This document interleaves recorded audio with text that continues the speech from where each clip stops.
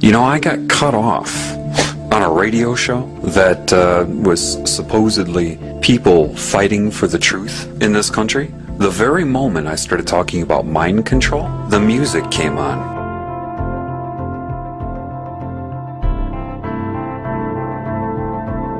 You must assess this world with truth. You must be as a child, meaning pre-programming. That's part of what entering heaven as a child means. You have to be honest with yourself about this world. You're told right off the bat you're on Earth. How do you know? Why? Because other humans tell you that? They've told you that's where you are, that this is life, the food chain is normal, biology says so. How do you know that? You're trusting everything you've been told. If your instinct, which is valid, tells you that doesn't make sense, you're right. That's what building your house on a rock means. You must know thyself.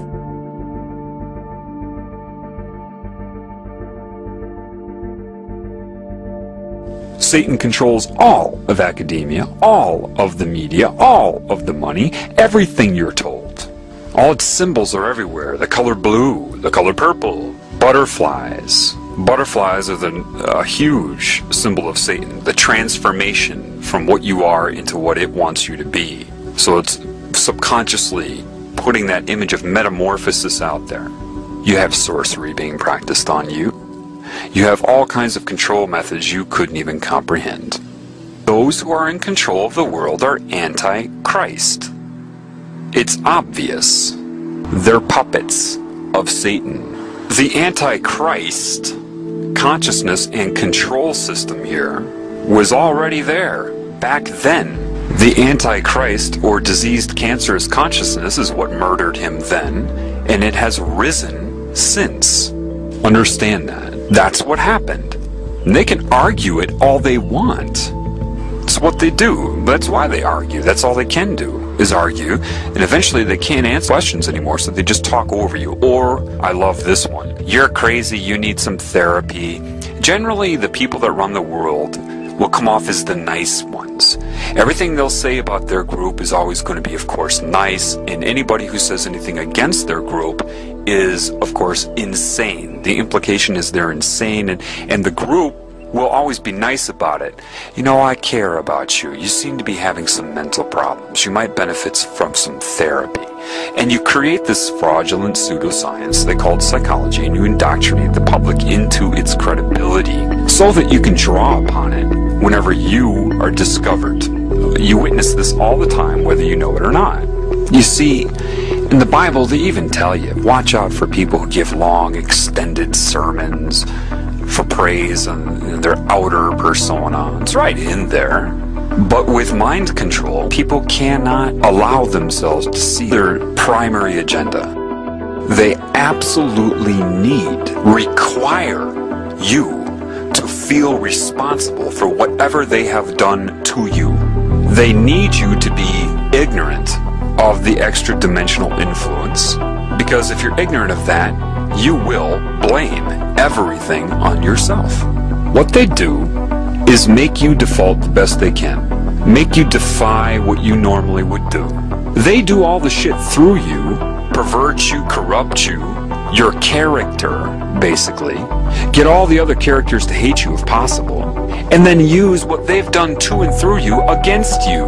Satan isn't stupid. Satan's intellectual strength grows with each new soul that it absorbs. Hence the Marilyn Manson lyric, the more you fear us, the stronger we get. You know, it's a growth. Do you understand that? It's growing like a cancer. Like a bunch of computers that are all linked together for super processing. They see no limits. They want new formulas, new calculations, new colors, new sounds, you know? They break your will until eventually you just give yourself to this cancer consciousness so it can absorb you for itself. That's why people that try to do everything right here cannot. But they're conned into thinking this is normal here. And that's what Satan doesn't want you to know. That's what demons don't want you to know. They want you concerned about the future. And they're strategizing against this because they know this knowledge is going to get out. So Satan will try to get you to abandon the mind altogether. Why? Because there is truth in the fraudulent nature of your ego. So it knows that truth will come out. So it has to amplify that and exaggerate it beyond usefulness. Get rid of the whole mind. Become a robot. Those who've been taken over by cancer see the world as math, random calculation of possibility, and it can snowball based upon pain and pleasure. Comedy is the #1 vector for mind control because it puts you in a pleasurable state and you're focused on the joke, and therefore they can slip in so many messages and you'll associate their messages with pleasure. Every truth that is true, they make fun of it as if it's corny and stupid, and that's the whole intent of that. You see it as comedy, expression of a comedian to get some laughs, because you don't know how over your head these movie producers are and what is controlling them. If you want to call it Satan, Semiramis, Isis, the serpent, it doesn't matter. And it recruits them and tells them how much it loves them. Do you understand that evil is going to come in the name of love? You think it's stupid? It's going to come in the name of hate? No! The #1 thing that evil will push on you is love and how much it loves you. Just like the guy trying to get sex in a bar, telling the girl how much he loves her and how he'll respect her in the morning. Satan plagiarizes to recruit, to entice, to seduce. It plagiarizes the Creator. Just love me. Do whatever you want, just love me, and I'll love you back. Satan coordinates this bullshit New Age movement to get people to dissociate. It's no different than getting drunk. Don't talk to me so firmly. You're putting me on a negative vibration. What?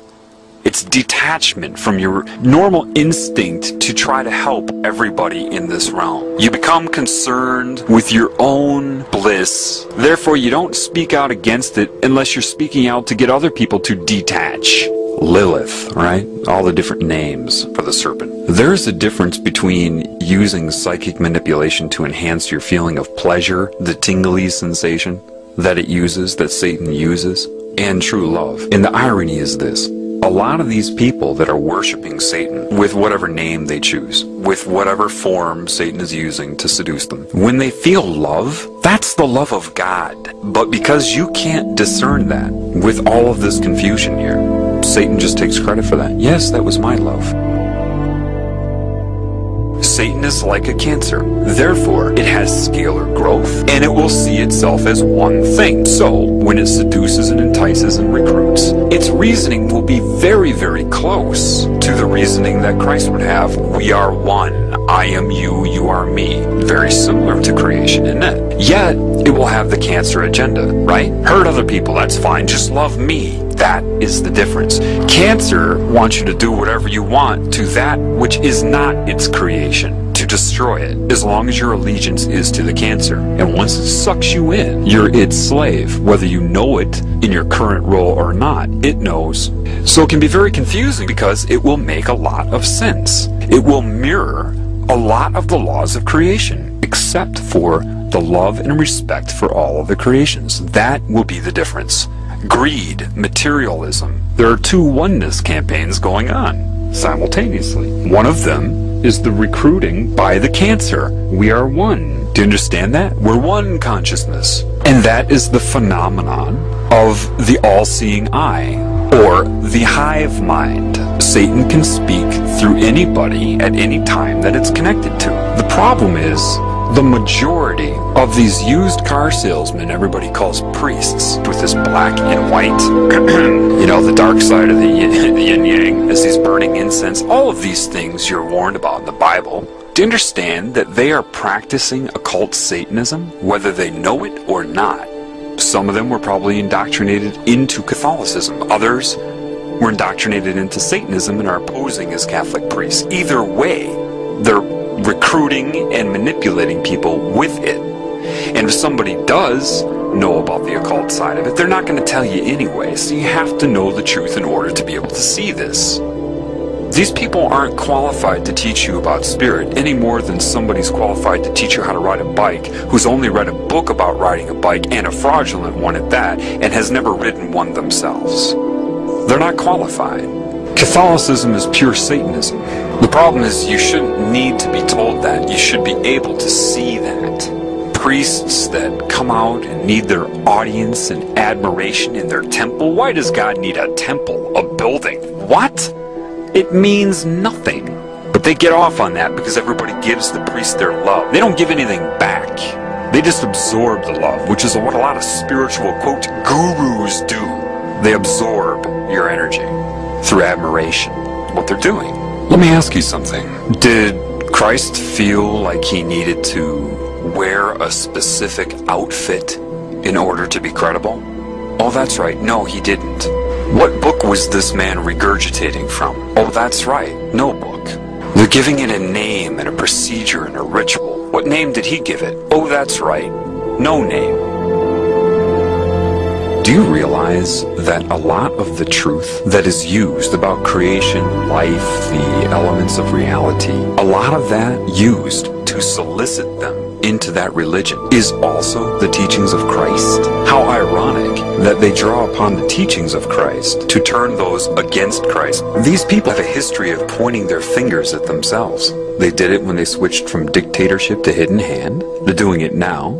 It could very well be that these religions were designed, their very purpose, thinking this many moves ahead, designed to fail. How? Why? Well, if they steal the teachings of Christ, then point their fingers at themselves like they always do, expose the Babylonian symbolism, the satanic symbolism of the religions they created, they could do that in hopes to make you abandon all Christ's teachings as well, do you see? If you don't know that they stole those teachings, then you'll think that they created those teachings. They expose the deity as symbolism, and then everybody will have their big sigh of relief. Oh, we don't have to be good. We don't have to follow any of that. You see, the ultimate last-ditch attempt to discredit Christ. Why? That opens the door for the New World religion of sorcery, or Satanism. It has to be that because there's no way these people doing what they're doing could have given the metaphors that Christ gave to create some symbolic deity. The two wouldn't go hand in hand. It really, from what I've been learning, what I've seen, they stole his teachings to draw people into both Christianity and Satanism. Then they're going to point the finger at the symbolism of Christianity and other religions so that people release all of the teachings of Christ, thinking it was a fraud, for the final entrapment.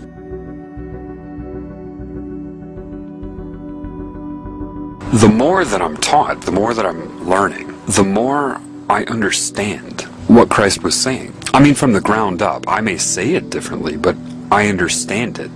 There are a lot of people that are like, yeah, I understand it too. That's not what I mean. I mean, I truly understand it. So, one thing I know is that somebody at some time knew what I'm learning better than I know it. And you can only know that when you know it. And how do I know this person was connected to creation? Well, from what I'm learning. Somebody knew the correct way to perceive this reality, what it was, and how to handle it, how to overcome it. I know the Illuminati didn't come up with a lot of those parables. They couldn't have, because if they could, meaning they had the understanding, the knowledge that builds the foundation reaching the conclusion in these parables, if they knew that, they wouldn't be doing what they're doing right now. Let me say that again. If these people that created religion knew and understood the meaning behind those parables, they would not be doing what they're doing right now. Therefore, I know that somebody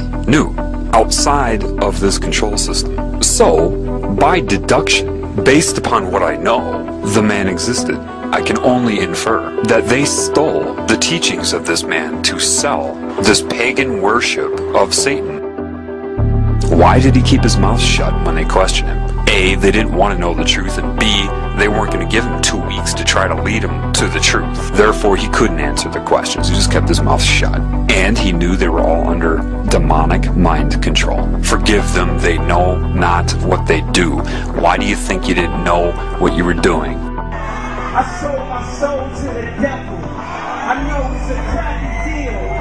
This it came with a few toys like a Happy Meal. That's how I got introduced to the music industry. I swear I wanted to be like the Amy Grant of music. Yeah. But it didn't work out, and so I sold my soul to the devil. Why do you still do it? Why are you still out here? Well, it goes back to the destiny thing. I made a bargain with it, holding up my end. What was your bargain? To get where I am now. Should I ask who you made the bargain with? with the chief commander. On this earth? And on this earth, and then in the world we can't see.